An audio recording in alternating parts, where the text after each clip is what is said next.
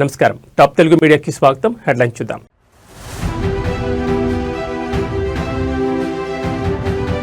Health పాలసీపై stake Telangana high court నిరాకరణ. ఇది కేవలం విధానపరమైన ప్రకటనేనన్న ప్రభుత్వ వాదనతో ఏకీభావం.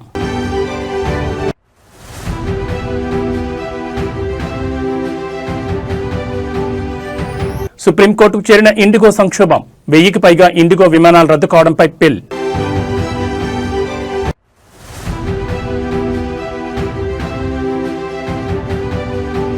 ఏపీ అధికార భాషా సంఘం అధ్యక్షుడిగా విక్రమ్ పూల ఉత్తర్వులు జారీ చేసిన ఏపీ ప్రభుత్వం.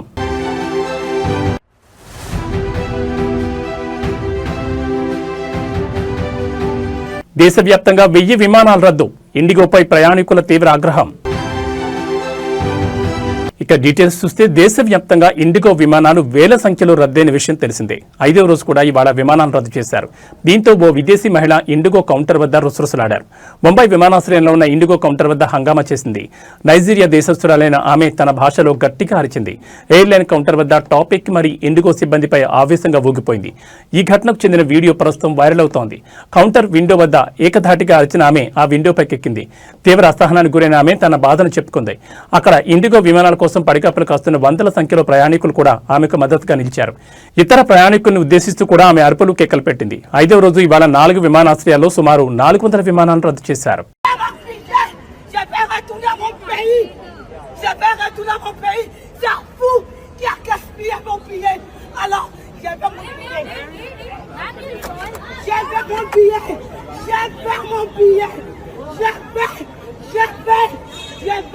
Je vais retourner en France. Je vais. Personne. Je vais retourner en France. Je vais mon billet. Tout le monde, ils ont tout cancellé. Ils ont tout cancellé. Quand ils cancellent, il faut occuper des gens. Il faut occuper des gens. Il n'y a rien à manger. Il n'y a rien à dormir. Je vais mon billet.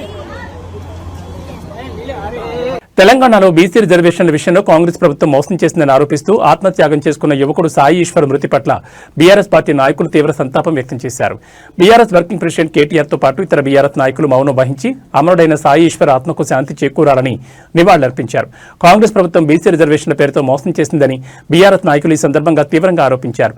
BC reservation కోసం పోరాడుతూ ప్రాణత్యాగం చేసిన యువకుడు సాయి ఈశ్వర్ త్యాగాన్ని వారు గుర్తు చేసుకున్నారు.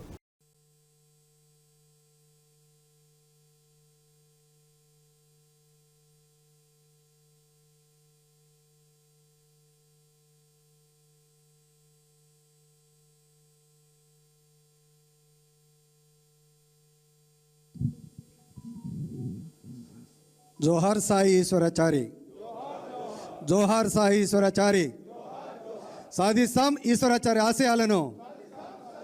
Thank you. మండలి వెంకటకృష్ణారావు అధికార భాషా సంఘం నూతన అధ్యక్షుడిగా పి. త్రివిక్రమరావు నియమితులయ్యారు. ఈ మేరకు ఏపీ ప్రభుత్వం అధికారికంగా ఉత్తర్వులు జారీ చేసింది. ఆయన ఈ పదవిలో 2 ఏళ్ల పాటు కొనసాగుతారని ప్రభుత్వం తన ఉత్తర్వుల్లో స్పష్టం చేసింది. ఈ నియామకంతో పాటు అధికార భాషా సంఘం నిర్వర్తించాల్సిన కీలక బాధ్యతలను, కార్యాచరణను కూడా ప్రభుత్వం స్పష్టంగా నిర్దేశించింది. రాష్ట్ర ప్రభుత్వం నిర్వహించే అధికారిక కార్యక్రమాల్లో ఆంగ్ల భాష వాడకాన్ని నియంత్రించి తెలుగు వినియోగాన్ని ప్రోత్సహించడానికి అవసరమైన చర్యలు చేపట్టాలని సూచించింది.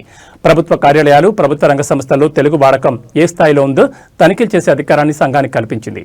తనిఖీల అనంతరం సంబంధిత అధికారులకు తగిన సూచనలు ఇవ్వాలని పేర్కొంది. తెలుగు భాష వినియోగంలో సాధించిన ప్రగతిని ఎప్పటికప్పుడు సమీక్షించాలని, అధికార భాషా అభివృద్ధికి అవసరమైన సిఫార్సులతో ప్రభుత్వానికి నివేదికలు సమర్పించాలని కూడా ప్రభుత్వ ఉత్తర్వుల్లో వివరించింది.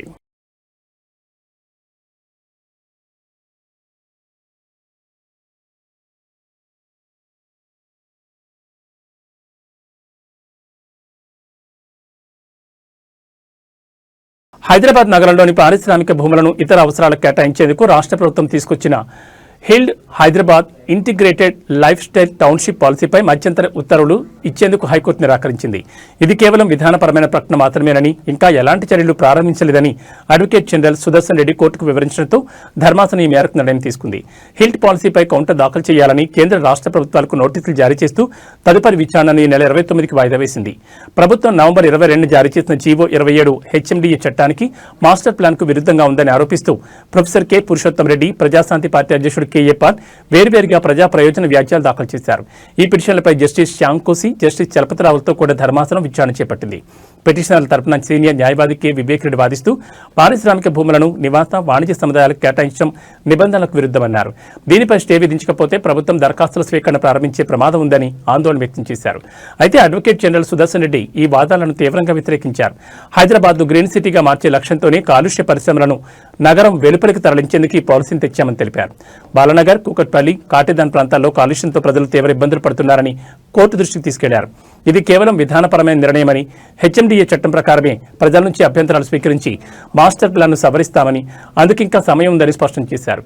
ఏజీ వాదనలతో ఏకీభవించిన ధర్మాసనం మధ్యంతర ఉత్తర్వులకు నిరాకరిస్తూ విచారణను వాయిదా వేసింది.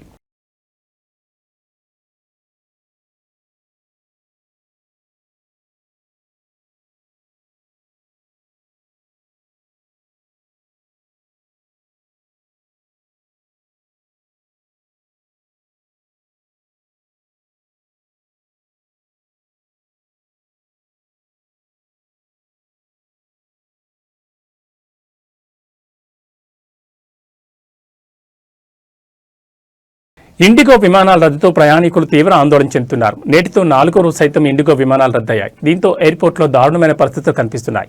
హైదరాబాద్ ఎయిర్పోర్ట్ అయితే రైల్వే స్టేషన్ తలపిస్తోంది. రైల్వే స్టేషన్లో ప్రయాణికుల రద్దీ ఎలా ఉంటుందో, బ్యాగులు ఎక్కడ పడితే అక్కడ ఎలా ఉంటాయో అలాంటి గందరగోళ పరిస్థితి దర్శనమిస్తోంది. ఎయిర్పోర్ట్ కిక్కిరిసిపోవడంతో ప్రయాణికులు తీవ్ర ఇబ్బందులు పడుతున్నారు. ఇక హైదరాబాద్ ఎయిర్పోర్ట్లో ఇప్పటికీ 69 ఇండిగో విమానాలు రద్దయినట్లు సమాచారం. కేవలం హైదరాబాద్ మాత్రమే కాకుండా ముంబై, ఢిల్లీ, చెన్నై సహా పలు ఎయిర్పోర్ట్లలో ఇలాంటి పరిస్థితులే కనిపిస్తున్నాయి. కొన్ని చోట్ల ప్రయాణికులు ఇండిగో సిబ్బందిపై తీవ్ర ఆగ్రహం వ్యక్తం చేస్తున్నారు. ఇక నేడు దేశవ్యాప్తంగా దాదాపు 1000 విమానాలు రద్దయినట్టు తెలుస్తోంది. పరిస్థితిని సాధారణ స్థితికి తీసుకొచ్చేందుకు ఇండిగో ప్రయత్నిస్తోంది. కొన్ని విమానాలను ఆలస్యంగా నడిపే ప్రయత్నం చేస్తోంది.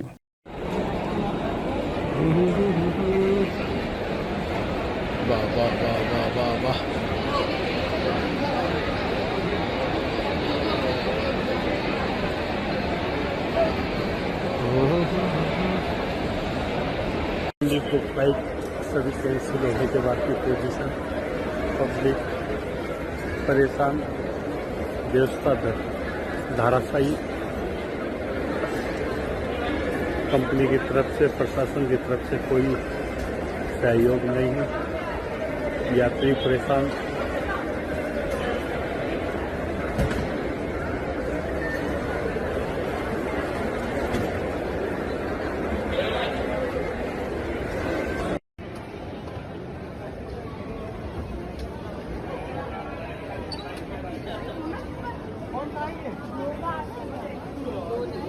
ప్రముఖ విమానయాన సంస్థ ఇండిగోలో నెలకొన్న సంక్షోభంపై సుప్రీంకోర్టులో పిటిషన్ దాఖలైంది. గత కొన్ని రోజులుగా 1000కి పైగా విమానాలను ఇండిగో రద్దు చేయడంతో ప్రయాణికులు తీవ్ర ఇబ్బందులు ఎదుర్కొంటున్నారని, ఈ విషయంలో తక్షణమే న్యాయస్థానం జోక్యం చేసుకోవాలని పిటిషన్లో పేర్కొన్నారు. IndiGo all passengers and another పేరుతో న్యాయవాది నరేంద్ర మిశ్రా ఈ పిటిషన్ దాఖలు చేశారు. విమానాల రద్దు, తీవ్ర జాప్యం కారణంగా ప్రధాన విమానాశ్రయాల్లో మానవతా సంక్షోభం తలెత్తిందని ఆ పిటిషన్లో పేర్కొన్నారు.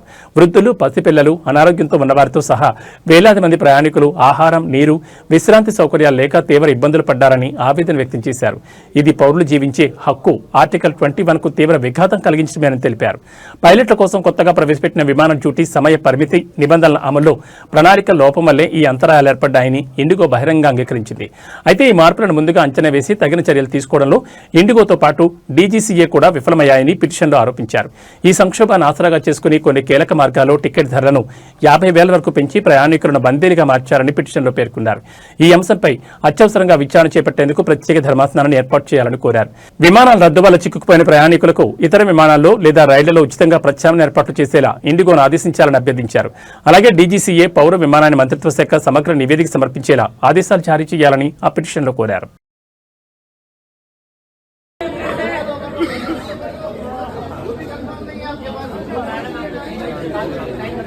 अगर ये जवाब नहीं दे पा रहे हैं तो आप ये लेवल तो होंगे ना,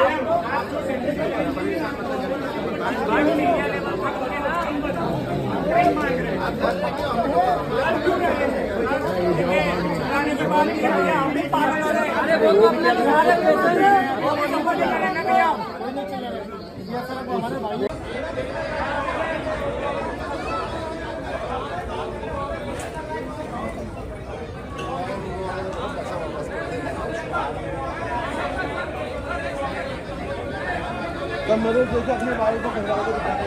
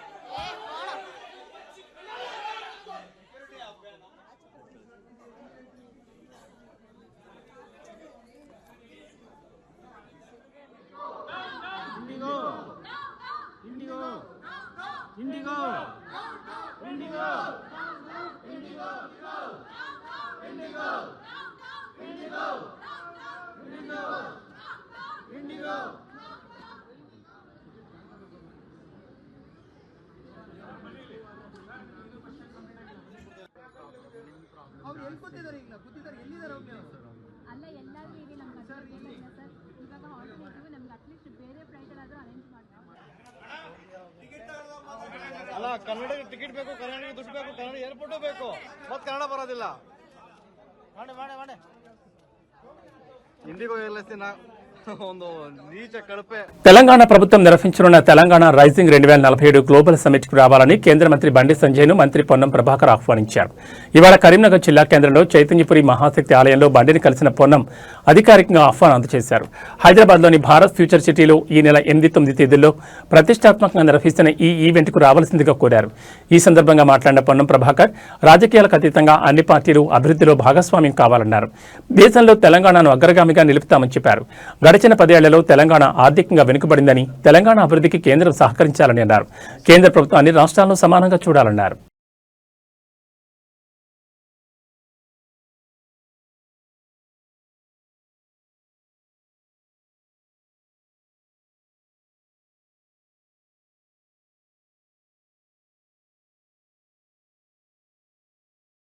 ఉపాధి కోసం జన్మనిచ్చిన తల్లిదండ్రులను పుట్టిన ఊరును వదిలి ఖండాలు దాటి వెళ్లిన యువకుడు ఉగ్రవాదుల చెరలో చిక్కాడు. తన బిడ్డ ఎలా ఉన్నాడు అంటూ కన్న తల్లి ఊరంతా ఆ అబ్బాయి కోసం తలడిల్లుతున్న ఘటన యాదాద్రి భువనగిరి జిల్లా బండ సోమారం గ్రామంలో చోటు చేసుకుంది.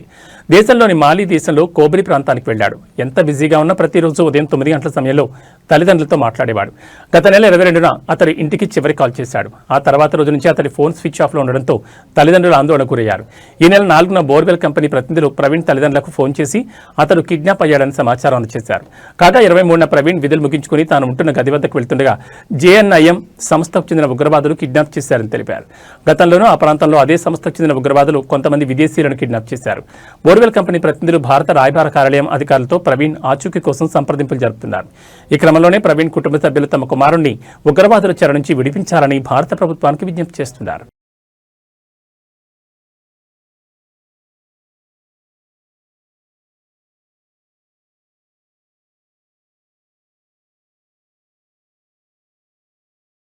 బాపట్ల జిల్లా మార్టూరులో ఆర్టీసీ డ్రైవర్ అంజయ్ అప్రమత్తతో పెను ప్రమాదం తప్పింది. జాతీయ రహదారిపై వెళ్తున్న గుంటూరు 2 ఆర్టీసీ డిపోకు చెందిన బస్సు స్టీరింగ్ పట్టుకోపోవడంతో పోలీస్ స్టేషన్ ఎదురుగా అదుపు తప్పి రోడ్డుపై అడ్డదిడ్డంగా వెళ్తుండగా వెనుక వస్తున్న లారీ ఢీకొట్టింది. డ్రైవర్ ప్రయాణికులను అప్రమత్తం చేయడంతో కిటికీ పక్కన కూర్చున్న ప్రయాణికులు స్వల్ప గాయాలతో బయటపడ్డారు. అందరూ క్షేమంగా బయటపడడంతో అంతా ఊపిరి పీల్చుకున్నారు.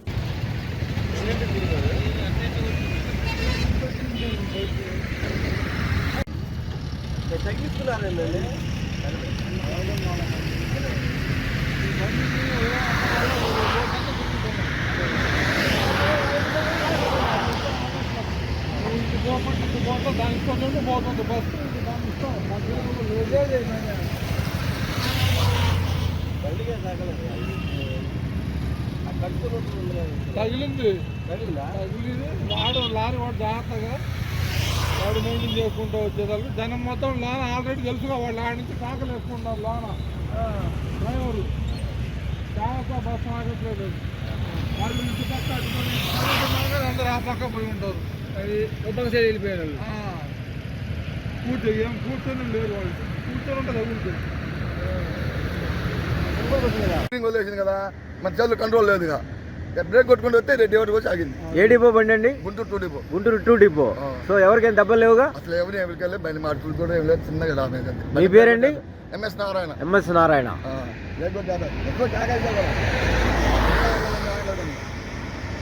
చాలా సమస్యపూర్తిగా వ్యవహరించారు.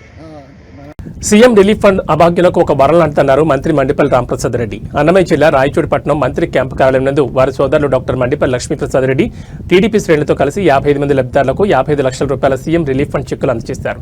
కూటమి ప్రభుత్వం అధికారంలోకి వచ్చినప్పటి నుంచి రాయచూటి నియోజకవర్గంలో సుమారు 7,50 లక్షల రూపాయల చెక్కులను లబ్ధిదారులకు అందజేశామన్నారు. పేద బడుగు బలహీన వర్గాల ఆశాజ్యోతి డాక్టర్ బిఆర్ అంబేద్కర్ అన్నారు. ఆయన వర్ధన్ సందర్భంగా క్యాంపు కార్యాలయంలో చిత్రపటానికి పూలమాలలు వేసి నివాళులర్పించారు మంత్రి మండిపల్లి రామప్రసాద్ రెడ్డి.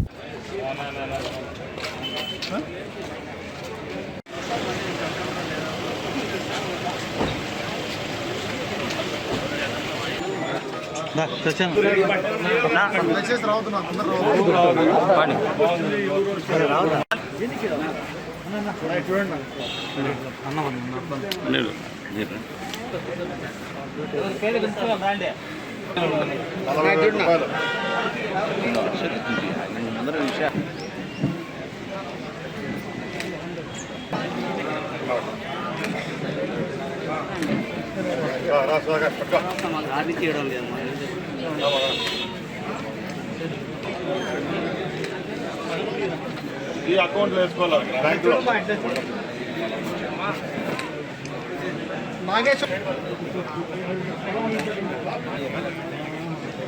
అడిగినా గలివిడిగా సరేనా విజువల్ తీసుకొచ్చేసాము.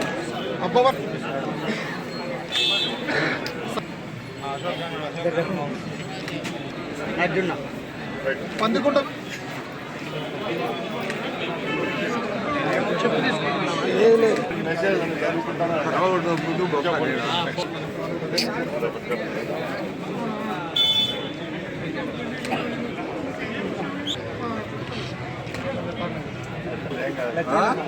మళ్ళీ ఏం కాదు, గవర్నమెంట్ కూడా కష్టాల్లో ఉంది. 3 శివనాయక్ 1,21,000 వచ్చింది. అందరికీ నమస్కారం. ఈరోజు గౌరవ ముఖ్యమంత్రి నారా చంద్రబాబు నాయుడు గారు ప్రవేశపెట్టిన ఏదైతే సీఎంఆర్ఎఫ్ ఉందో దాని ద్వారా రాష్ట్ర వ్యాప్తంగా లక్షలాది మంది అభాగ్యులకు మంచి జరుగుతూ ఉంది. దానిలో భాగంగానే కార్పొరేట్ హాస్పిటళ్లలో ఎవరైతే చికిత్స కోసం ఖర్చు పెట్టుకున్న డబ్బులను ప్రభుత్వం భుజాన పైన వేసుకొని వారికి చెల్లిస్తూ ఉండే విధానమే ఈ సీఎంఆర్ఎఫ్ స్కీము. కూటమి ప్రభుత్వం ఏర్పాటైన తర్వాత 4వ పర్యాయం చంద్రబాబు నాయుడు గారు ముఖ్యమంత్రి అయిన తర్వాత ఎక్కడ పేదవాడు అనేవాడు కష్టపడకూడదు, ఆరోగ్యపరంగా ఏ సమస్యలు ఎత్తినా కూడా ఈరోజు మొట్టమొదటిగా గ్రామీణ స్థాయి నుంచి జిల్లా కేంద్రాల వరకు హాస్పిటల్ గవర్నమెంట్ పరిధిలో పనిచేస్తున్నాయి.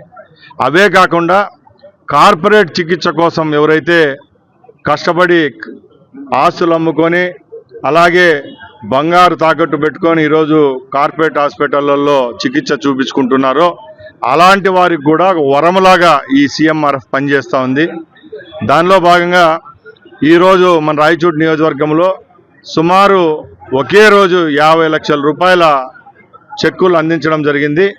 ఇప్పటికే ఈ 16 నెలల్లోనే సుమారుగా 7,50,00,000 రూపాయలు కేవలం ఓన్లీ రాయచోటి నియోజకవర్గంలో ఉన్న పేదవారి కోసమే ఇచ్చామంటే ఒకసారి గుర్తుపెట్టుకోవాలా. ఎక్కడ ఆరోగ్య రంగంలో నిర్లక్ష్యం చేయకుండా గ్రామస్థాయి హాస్పిటల్ ప్రైమరీ హెల్త్ సెంటర్ల దగ్గర నుంచి జిల్లా కేంద్రాల్లో పనిచేస్తున్న ఏరియా హాస్పిటల్స్, డిస్ట్రిక్ట్ హాస్పిటల్స్, ఇవే కాకుండా అన్ని హాస్పిటళ్లలో నాణ్యమైన సేవలు అందిస్తుంది ఈ ప్రభుత్వం. అలాగే ఎవరైనా మంచి చికిత్స కోసం పెద్ద హాస్పిటల్లకు అప్రోచ్ అయ్యే వాళ్ళు కూడా ఈరోజు ఈ సీఎంఆర్ఎఫ్ స్కీమ్ను ఉపయోగించుకొని ఒక వరంలాగా వాళ్ళ కుటుంబాలకు వారి ప్రాణాలకు సంభవించిందంటే ఒకసారి మనం అందరం గ్రహించాలా. ఈ ప్రభుత్వం ఏర్పాటైన తర్వాత ఆరోగ్యం రంగంపై పూర్తి చిత్తశుద్ధితో పనిచేస్తూ ఉంది. ముఖ్యంగా మన రాయచోటి ప్రాంతంలో ఎవరైతే ఈరోజు బెంగళూరు, తిరుపతి, హైదరాబాద్, విజయవాడకు పోయి వారి యొక్క ఆరోగ్యం కోసం బయట హాస్పిటళ్లలో చూపించుకొని అక్కడ బిల్లులు చెల్లించలేక కష్టపడుతున్నారో అలాంటి వాళ్ళకు కూడా ప్రభుత్వం చేయూతనిస్తూ సుమారుగా వాళ్ళు ఖర్చును పెట్టిన డబ్బులో 70% రీఇంబర్స్మెంట్ చేస్తూ ఉందంటే ఇది కేవలం ఈ ప్రభుత్వానికి చంద్రబాబు నాయుడు గారికి దక్కుతుందని తెలియజేసుకుంటూ ఇవి ఈ బులెటిన్ విశేషాలు. మరో బులెటిన్లో మళ్ళీ కలుసుకుందాం. నమస్కారం.